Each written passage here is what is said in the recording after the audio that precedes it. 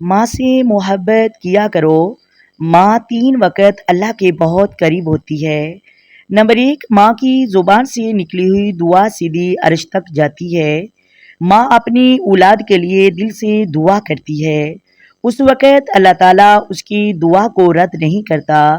اسی لیے کہا گیا ہے کہ ماں کی دعا جنت کے دروازے کھول دیتی ہے۔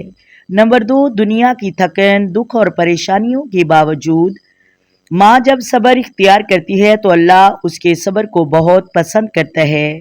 اس وقت اللہ ماں کے دل کو سکون دیتا ہے۔ نمبر 3، ماں کا سجدہ اللہ کے سب سے قریب لمحہ ہوتا ہے۔ جب ماں اپنی پریشانی زمین پر رکھ کر رب کے سامنے جھکتی ہے تو اس وقت اللہ کی رحمت اس کے ساتھ شامل ہو جاتی ہے۔